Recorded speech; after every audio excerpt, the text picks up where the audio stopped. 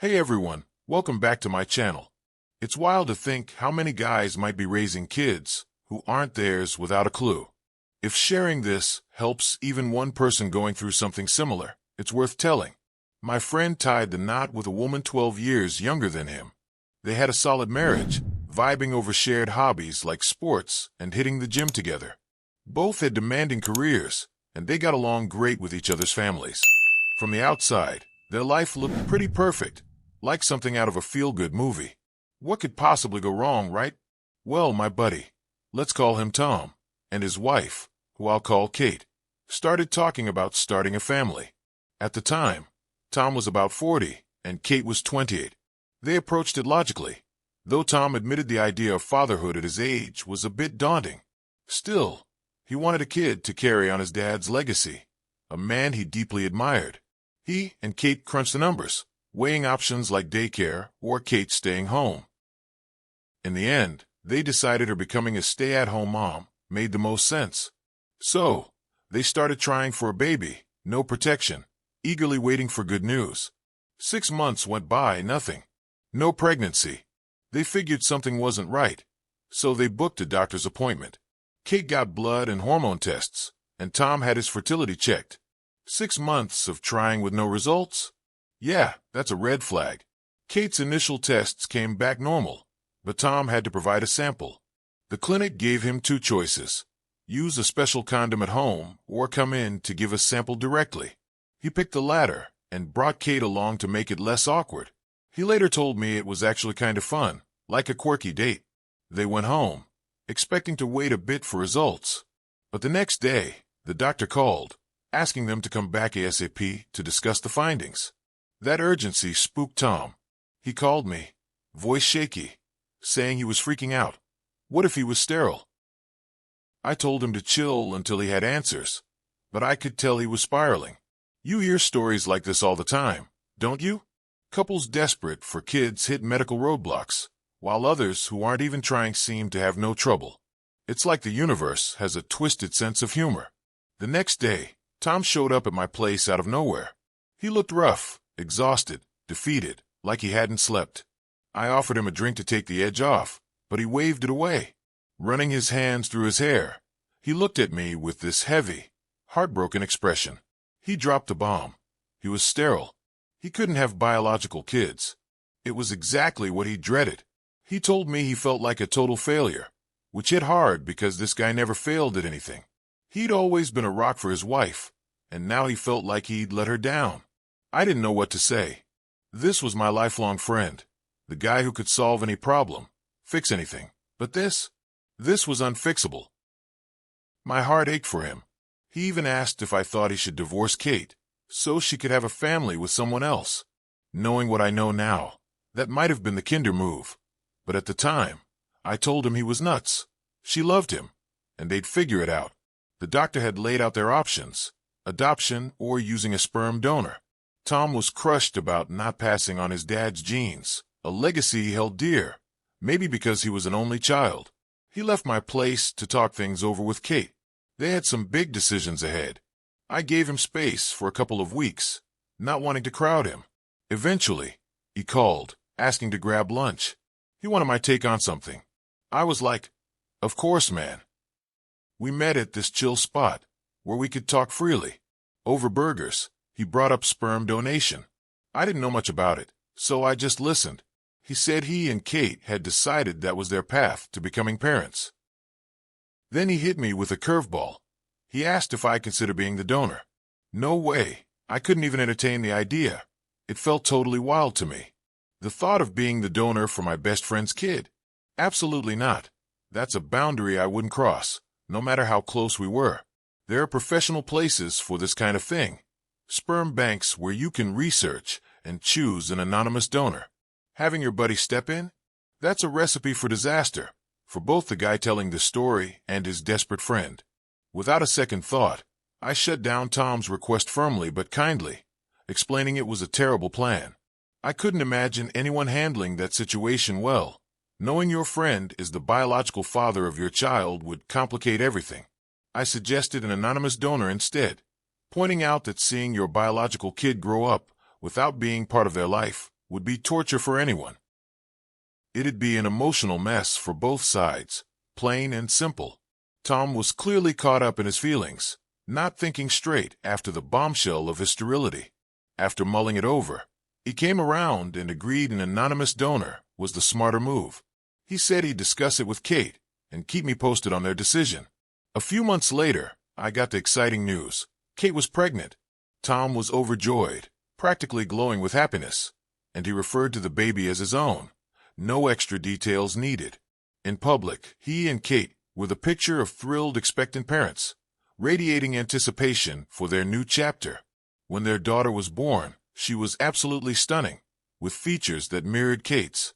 Tom and Kate poured their hearts into parenting, doting on their little girl like she was their entire universe.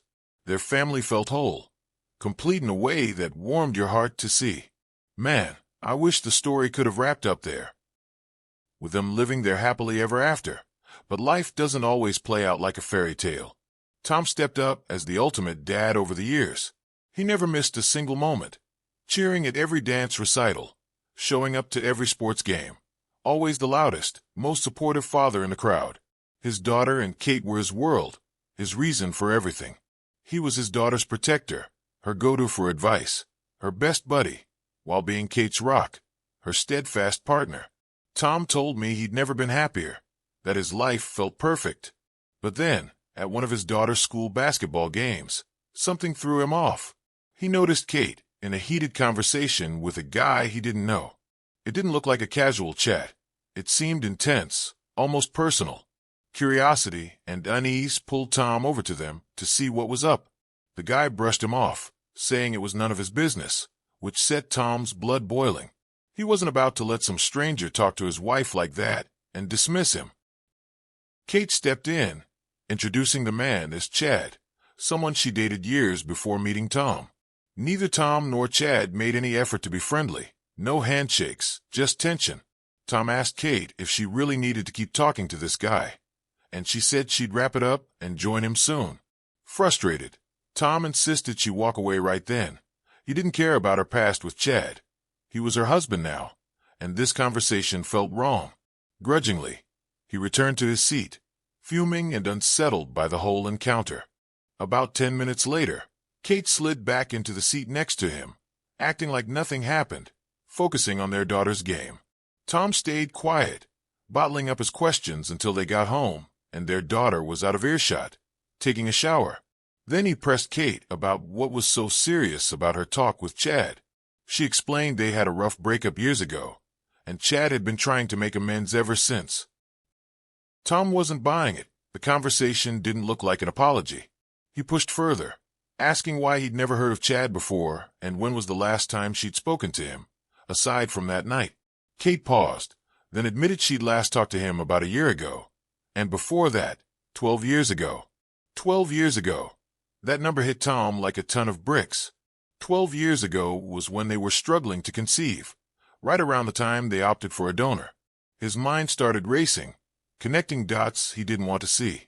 Without saying a word, he grabbed his keys and stormed out, driving straight to his mother-in-law's house. He needed answers.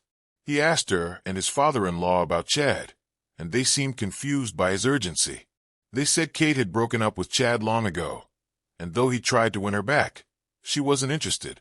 Tom's gut twisted. Kate had made it sound like Chad was the one who ended things and was now apologizing, which didn't add up. That was her first lie, and he had a sinking feeling it wouldn't be the last. At the next basketball game the following Friday, Tom and Kate were there, watching their daughter play. Partway through, Tom spotted Chad walk in. This wasn't a coincidence. It felt deliberate. Chad sat on the opposite side of the gym, but Tom noticed something odd. Chad only cheered when Tom's daughter scored or grabbed a rebound, showing no interest in the other players. Tom glanced at Kate, who looked visibly anxious, her face pale. When the game ended, Kate hurriedly gathered their daughter's things and rushed to the car. They'd driven separately, so she left, but Tom stayed behind.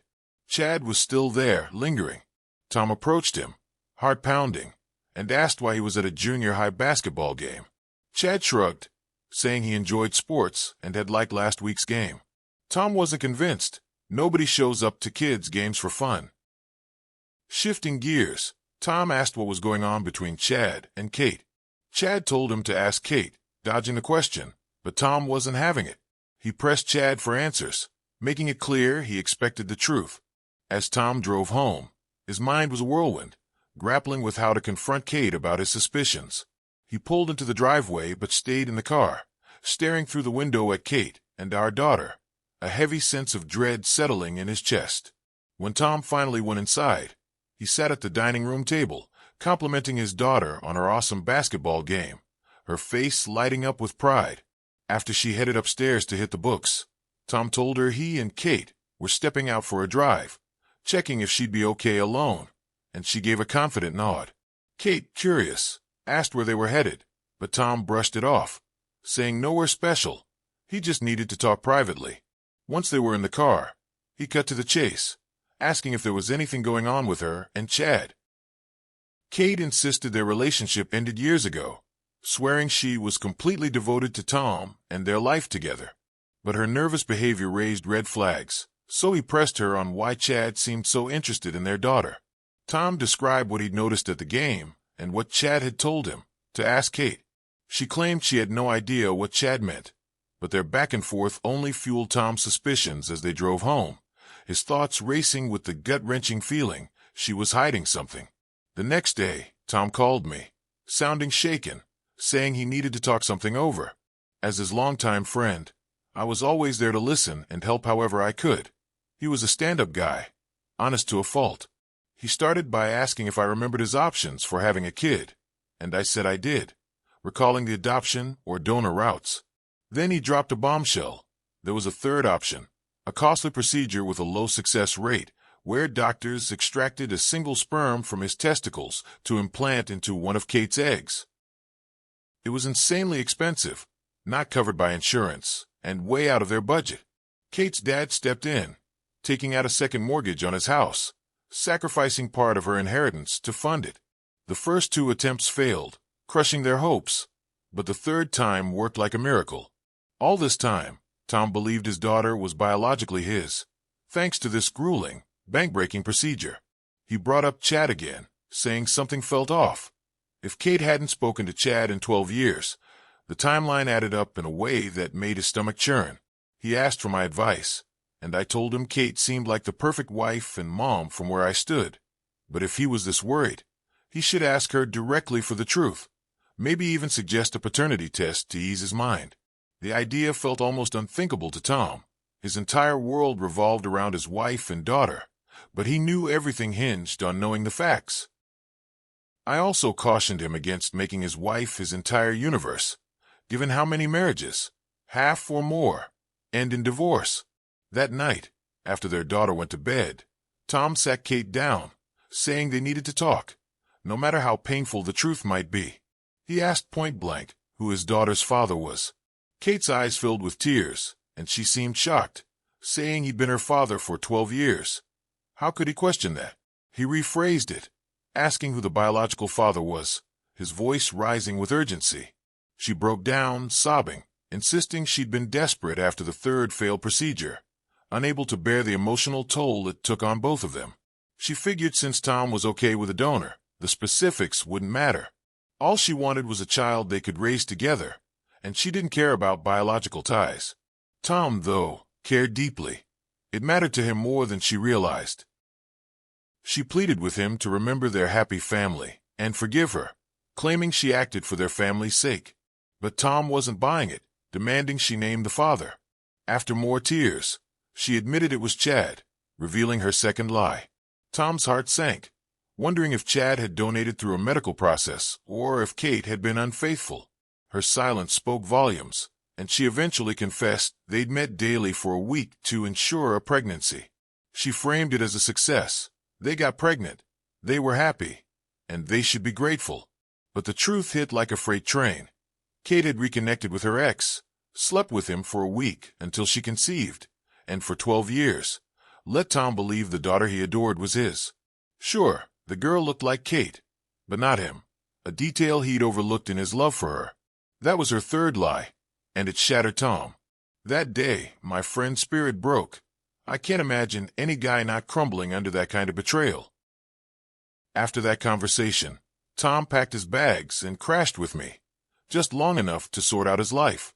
He cut off all contact with Kate, filed for divorce, and left town for good, carrying the weight of a truth that changed everything.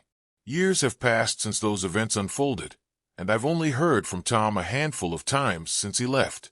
The guy's a shadow of his former self, carrying a deep bitterness that's hard to shake, likely because he's had no contact with his daughter since the truth came out. I haven't a clue how the legal side of things, like child support or divorce terms, played out, and I'm not about to pry into that mess. The bottom line is, Tom was done, heartbroken, divorced, and out of town for good, probably still dealing with financial obligations despite the betrayal. It's not the daughter's fault, not one bit, and my heart aches for Tom, who had his world shattered by Kate's deception. I also feel for that poor girl, who lost a man who raised her with so much love. Even though he wasn't her biological dad, she'll always see him as her true father. What became of their family after he left is anyone's guess, a lingering question mark in this sad tale. Kate, on the other hand, has moved on and remarried, but not to Chad. She doesn't even speak to him anymore. She's left to live with the heavy truth that her actions destroyed a good man's life, and she seems to carry on just fine, which doesn't sit right. Even her parents have distanced themselves, barely keeping in touch, a sign of how deeply her choices cut. I can only imagine what she tells her daughter about Tom and Chad, likely painting Tom as the bad guy for walking away, shifting the blame to protect herself. Kate calls me now and then, fishing for news about Tom, but I always say I haven't heard from him. Even if I have, she doesn't deserve to know where he is or how he's doing. The only way I'd even consider passing along a message is if their daughter reached out to me directly. And even then, I check with Tom first. He might not want to hear from her, despite her innocence, because the pain of that betrayal runs so deep. We still don't know why Chad showed up at those basketball games. Maybe he wanted to clear the air, prove he was the better man, or settle an old score from their breakup. Whatever his reasons, Kate turned to him instead of being honest with Tom, chasing her dream of having it all. A child, a family, a perfect life. In her greed for everything, she lost it all. And that's why this story needs to be shared, to shine a light on the consequences of such choices. It's a jarring end, not the uplifting tale we all hope for where the good guy triumphs. But life doesn't always hand out happy endings. The real takeaway here, folks, is the urgent need for mandatory paternity tests, DNA checks that could uncover hard truths. Can you imagine if society suddenly faced the reality of how many kids might not belong to the dads raising them? It'd turn everything upside down, shaking the foundations of families everywhere. For anyone out there thinking about marriage or starting a family, especially if you're facing challenges having kids, keep this story in mind. It's a cautionary tale about trust and truth. That's all for today, folks. Drop a comment below with your thoughts on this wild ride. Don't forget to like the video, share it with your buddies, and hit that subscribe button. I'll catch you in the next one.